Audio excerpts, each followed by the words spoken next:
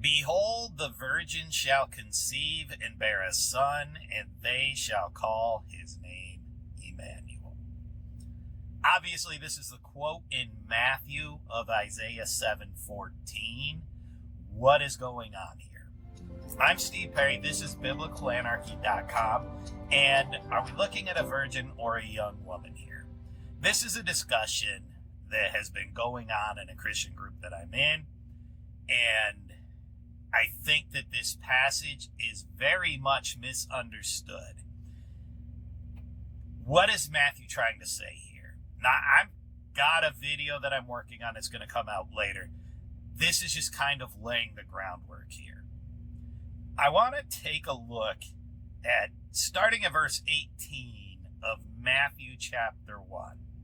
And I want you to stop me when I get to the point where the author explicitly states that Mary is a virgin. Are you ready? Now, the birth of Jesus Christ took place in this way. Now, this is the English Standard Version. When his mother Mary had been betrothed to Joseph, before they came together, she was found to be with child from the Holy Spirit. Now, you might say virgin. It does not explicitly say that. It says that Joseph and Mary had come together, okay? And her husband Joseph, being a just man and unwilling to put her to shame, resolved to divorce her quietly. But as he considered these things, behold, an angel of the Lord appeared to him in a dream, saying, Joseph, son of David, do not fear to take Mary as your wife, for that which is conceived in her is from the Holy Spirit. She will bear a son, and you shall call his name Jesus, for he will save his people from their sins. Now we're going to skip down to verse 24. When Joseph woke from sleep, he did as the angel of the Lord commanded him. He took his wife, but knew her not until she had given birth to a son, and he called his name Jesus. So we see here, he never explicitly says that Mary is a virgin. Is it implied? Perhaps. It certainly explicitly said that she has not slept with Joseph, and it is explicitly stated that the Holy Spirit is the cause of this pregnancy. So one could deduce from this that she's a virgin. She hasn't slept with Joseph, and this isn't a human father of the baby, but it doesn't explicitly call her a virgin. Now, to the two verses that we skipped, starting in verse 22, all this took place to fulfill what the Lord had spoken by the prophet. Behold, the virgin shall conceive and bear a son, and they shall call his name Emmanuel. There it is. There she's called a virgin. Behold, the virgin shall conceive, right? Now, if we click on the word virgin here, it's going to give us the Greek word, which is Parthenos, a maiden or a virgin. So it doesn't even necessarily mean a virgin here, correct? A maiden or a virgin. It could mean a virgin. That's the way they chose to translate it into the English. But why? Well, if we come over to Isaiah 14, here we have the prophecy. Therefore, the Lord himself will give you a sign. Behold, the virgin shall conceive and bear a son, and shall call his name Emmanuel. So that's why it's translated virgin, obviously, because it says virgin in Isaiah 7:14, right? Not exactly. If we click on this word, the word is alma, a young woman, a virgin. Now, this is from the NASB Dictionary, okay? If we scroll over here, we see the NASB Dictionary. Alma, female, a young woman, a virgin, girl, maid, maiden, maiden's virgin. That's how it's translated, right? But if we come up one word to 5958, we get LM. That's the male version. In Hebrew, words are either male or female. So Alma is the female, LM is the male, and it's a young man or a youth. Doesn't say virgin. That's odd. Now, this is NASB. I believe it's basically the same as Strong's. Strong's does the same thing here. They turn Alma into virgin, but not LM. If we come over to Brown, Driver, and Briggs, which in my opinion, and in I think the opinion of most scholars, a much better dictionary, we get LM, Let me scroll up to the top here so you see it. LM, young man, Alma, young woman. So it doesn't mean virgin, right? Now, one could argue that it could potentially mean virgin. So let's read it in its context once again. Therefore the Lord himself will give you a sign. Behold, the virgin shall conceive and bear a son, and shall call his name Emmanuel. Or the young woman. The young woman or virgin. Well, what do we know about the woman? She's pregnant. That kind of rules out her being a virgin, does it not? That's the one thing we know about her from the context, is that she's pregnant and about to have a baby. Interestingly enough, this is a funny thing that happens with the translations. Now, if we go to the Lexham English Bible, which is put out by Faith Life, by the way, this is a Christian translation. Notice what happens here. It's a little bit different. Therefore, the Lord himself will give you a sign. Look, the virgin is with child, and she is about to give birth to a son. So she's already pregnant. And that is the correct tense of the verb here. It gets changed in most English translations to she will get pregnant. Why? Well, because Matthew uses it later. So this is a convenient way for them to go about it. Now, Luke does tell us that Mary is a virgin.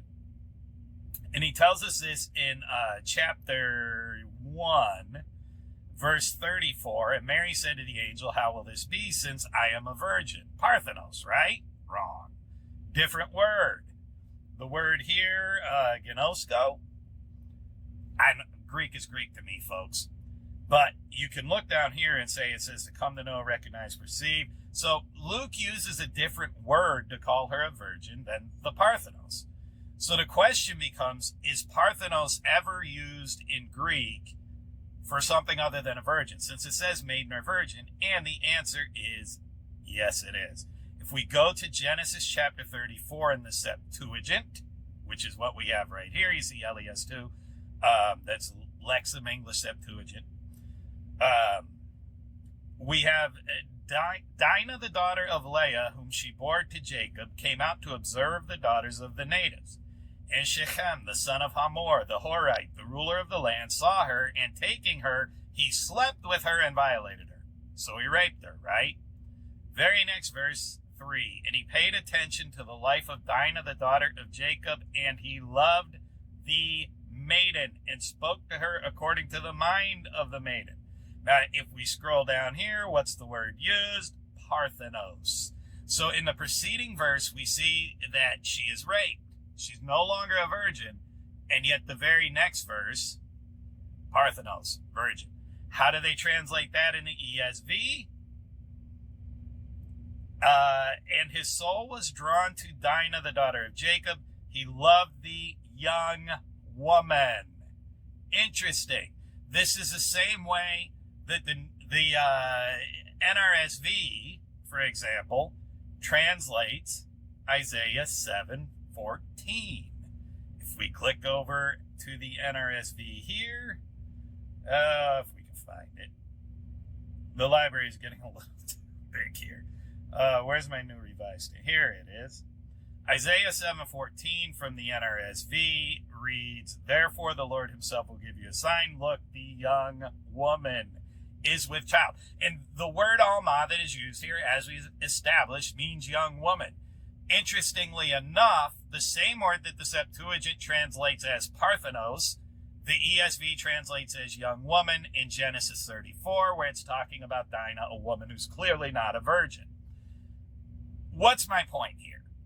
My point is the same word that Isaiah uses in Isaiah 7:14, Alma, translated young woman in the New Revised Standard Version, it could be translated the same way in Matthew chapter 1. Folks, behold, the young woman shall conceive and bear a son, and they shall call his name Emmanuel. Now, you might argue, Steve, you're a Noahide. You're wanting to get rid of this virgin birth thing. No, the virgin birth is in Luke. Luke is the one that explicitly calls her a virgin. My point is, Matthew never calls her a virgin. He uses the word Parthenos here that could be translated young woman. behold, the young woman shall conceive and bear a son, which is consistent with the word that Isaiah uses. So what are we holding to here? Are we holding the church doctrine? Like the church says, see, folks, the church tells you that this is all about a virgin, right? Because they believe it's a virgin, and that's fine. You can get that from Luke. My point is, it's not in Matthew. If we come over here to, let's say, Faith Life Study Bible, and we look up Isaiah 7:14, what does it say? The Hebrew term here, alma, indicates a young woman of marriageable age.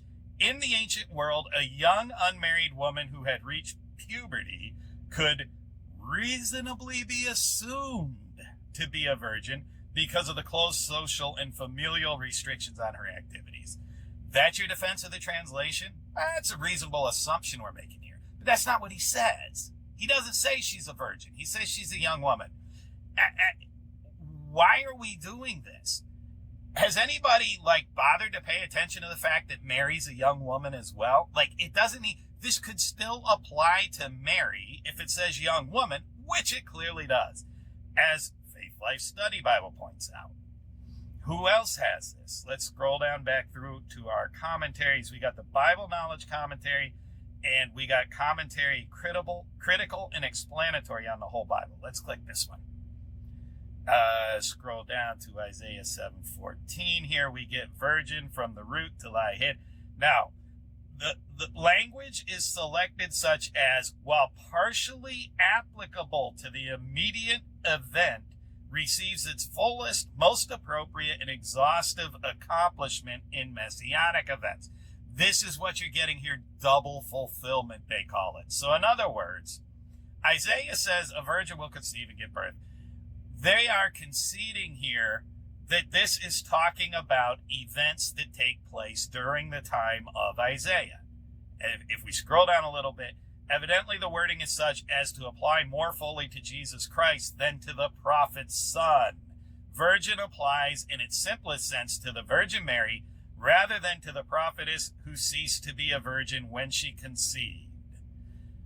So they're conceding that this prophecy is fulfilled in the time of Isaiah, but they can't have it fully fulfilled then because Matthew uses it, right? So there has to be some part of this prophecy that isn't fulfilled then so that we can get a double fulfillment. Well, has anybody stopped to notice that if Isaiah prophesied that a virgin will give birth, and this prophecy was supposed to be fulfilled in his lifetime, and somebody other than a virgin gave birth, then the prophecy wasn't fulfilled, which makes Isaiah a false prophet, which means we got to throw out Matthew anyway because he's quoting a false prophet?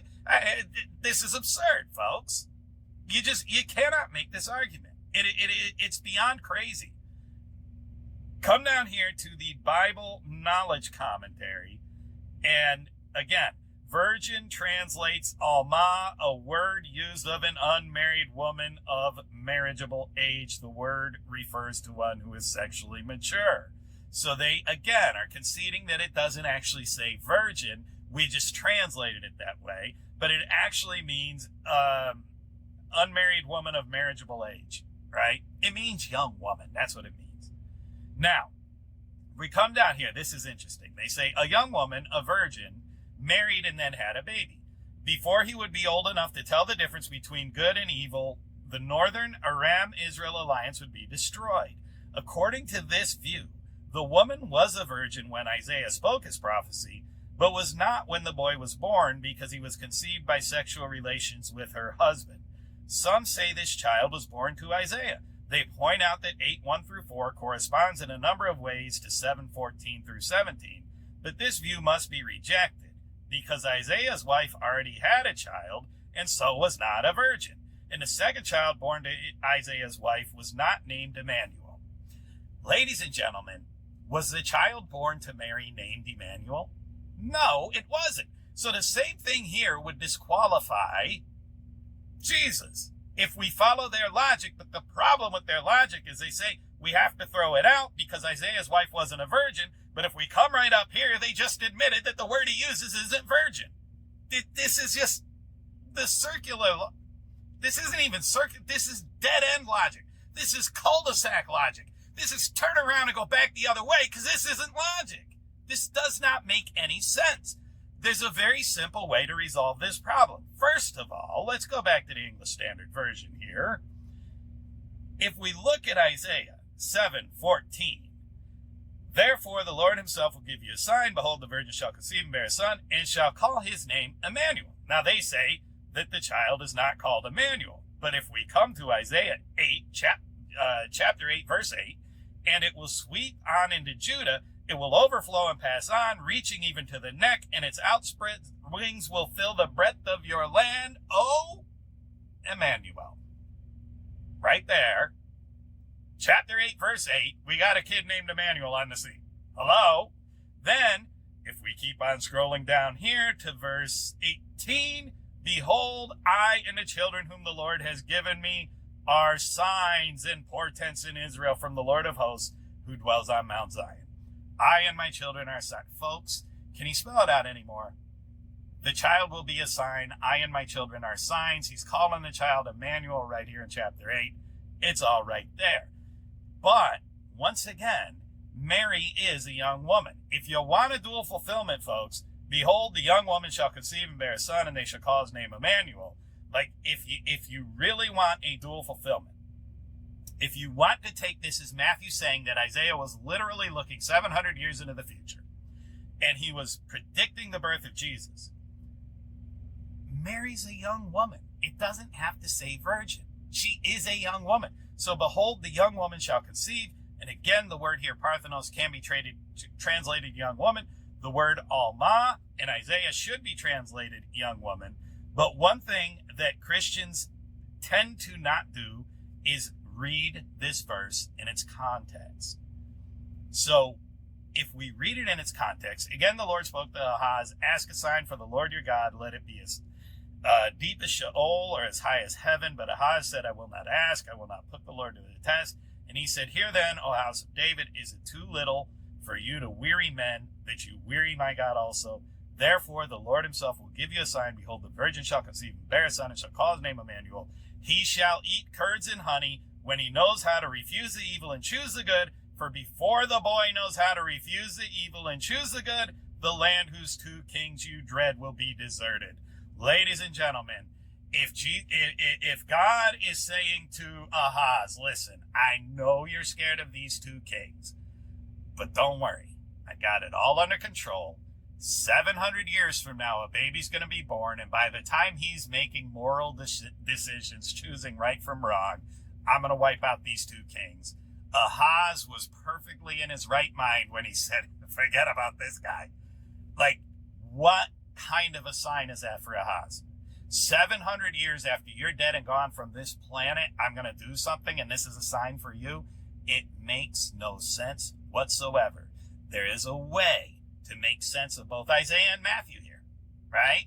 And that way is to translate this word young woman in both cases, because in Isaiah, that's what he says, and in Matthew, that is one possible interpretation of what he says. So if we translate it young woman in both places, you still have Mary, folks. And again, nowhere in Matthew does he explicitly call Mary a virgin. That's in Luke. So I'm not saying that Mary isn't a virgin. I'm just saying Matthew doesn't call her one. And this prophecy in Isaiah says young woman. So if you want to be true to the Bible, if you want to stick with the way the Bible tells this story, the way to do it is translate both of these young women. If you disagree with me, you can leave a comment down below.